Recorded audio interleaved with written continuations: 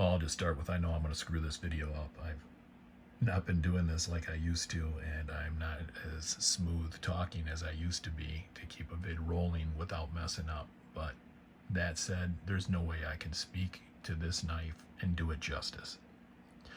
This Shirogorov 111, this is a Gen 5, as you can tell by the fuller being pierced all the way through the blade, because the only Shiros in the 111 that have that are custom division knives. And this is the bronze, which you can see the backspacer is bronzed, and the clip. Now I think it would have been nice if the screws had been bronzed as well to match, the pivot screw and the handle screws, but I like it just fine the way it is. This knife is just perfect. I don't know what else to say. I've had a few Shirogorovs, my buddies had several, and I've seen all of those. I've had my hands on quite a few of them at this point, and there hasn't been a bad one in the batch, but this one is just crazy. You not only get the aesthetics, the view of a knife, you get like the tactile feel of this thing is just ridiculous.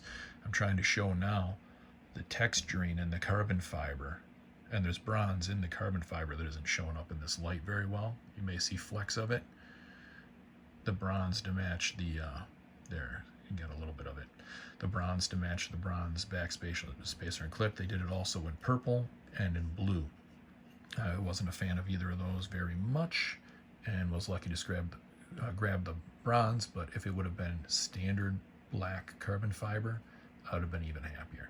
The texturing is ridiculous. It's so well done, so even, so perfectly spaced. I know it's machined, but when they design it well. Everything is perfectly even and symmetrical. If it's on this side, it's on that side exactly the same. And that's one thing I like about Shirogorov knives. You take a blade and you flip it over, and those grind lines are going to terminate in the same place. They're going to originate in the same place. They're going to be the same height, and the fullers are going to be the same length. The plunge lines are going to be even. There are no mistakes. There are no mistakes. The grind is one of my favorite things. Microtech does that well. Is a very, very, very shallow apex or grind for the edge. Almost not even visible. And I think that says a lot about a high-end knife maker, that they don't need to run them up halfway up the blade to make them sharp the way they look. This thing is, they call it the 111, 111 millimeters, I guess, long, and it's about 4.3 inches, if I remember correctly. And you'll notice little details, like the hollow in the carbon fiber here matching the fuller perfectly. I thought, why did they cut this out? And I thought it looked kind of silly, and I didn't really care for it until I realized how well they line everything up. They did that for a reason, and it's purely for aesthetics and not performance. And that's how it goes wrong. And I was wondering why this was hollowed out, and it's to match every other section that's like that. They really, really take their time and think about it. You'll notice the flipper, a lot of knives, when they're flippers, then the flipper will either stick off back into the handle or be angled in such a way that if you try to ride up onto the knife to use it, you're getting stabbed in the finger by that flipper, and it's just very uncomfortable. Obviously, they thought of that, and there's no issues. You see how they recess around for the liner lock. They texture the liner. They've done an excellent job on this knife. There's probably some lint in this one because I like to put it in my pocket. You can see through the knife here around the backspacer at the edge. I think that looks beautiful. And of course, it's fitted along the rest of the way. This is a hidden screw for the pocket clip. It is on the interior. I probably can't catch the light to show you with where I'm at. And they run the backspacer all the way up and flush so that they can get the most knife in that handle without touching. And it is close. They bevel all the carbon fiber. There's no voids, dents, dings, hairs, or anything like I've seen with many other companies. And the fit is outstanding. They've textured the rear, and they give you a lanyard hole there. And that texture also runs up along the front of the blade here. It doesn't do anything other than look good. I thought maybe I'd be able to flip it when I was looking at the pictures, but you can't.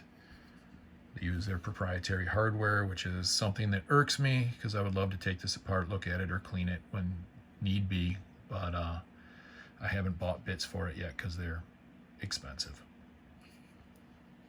Perfectly centered, perfectly ground. And the action. This has multi-row bearings. I know on one side, but I heard the 111s have a single row on the other side. I'm not sure if that's true or not. You can correct me in the comments if need be, but the action, I could just barely... I tried to do that as light as I could to get the blade release. That's as slow as it can be done. And it's perfect. The detent is amazing.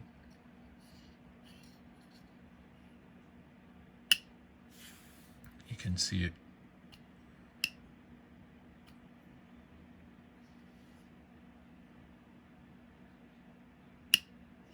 Really grabs the blade.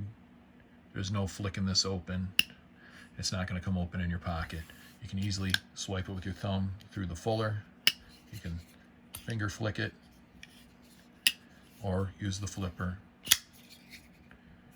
And the knife is great. The engagement of the lock is very shallow, as most Shirogorovs are, but absolutely solid. I really don't know what else to say to this thing other than, yes, it's expensive, but it's perfect. And if you're a knife guy that matters to, like you could buy this, right? If you don't need perfect, and you can get a hell of a knife. I know this is expensive for what it is considering the materials, but you get a really good knife that's light and you can use forever, right?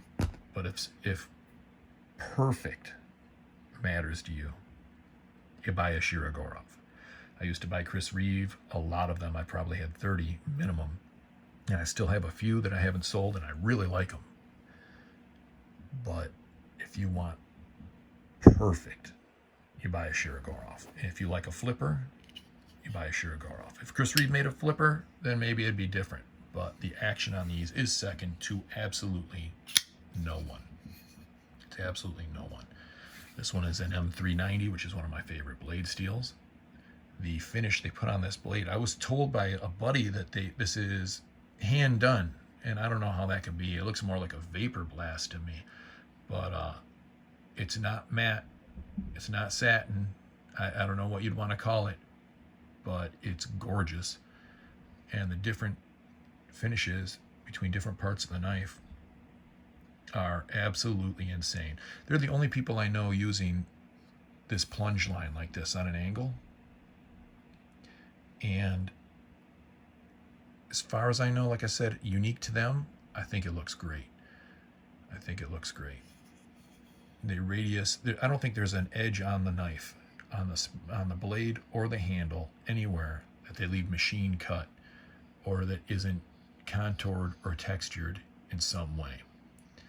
They really, really go all out, and they touch every part of the knife when they make it and when they design it.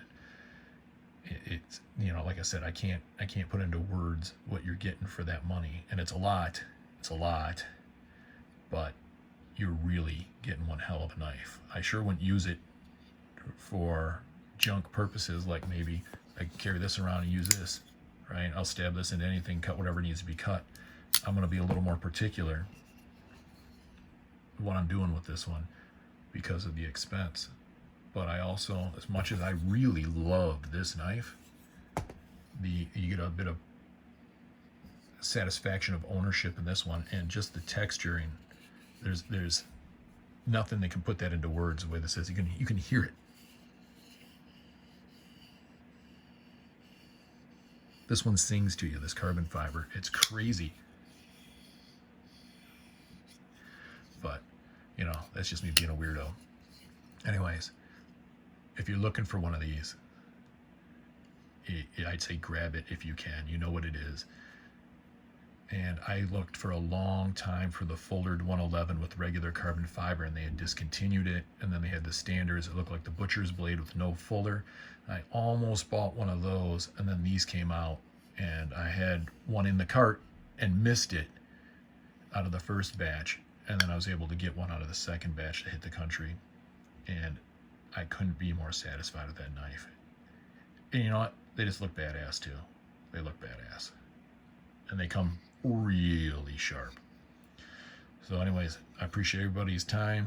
Thanks for watching, and if you're shopping one of these, go get it. You're gonna love it.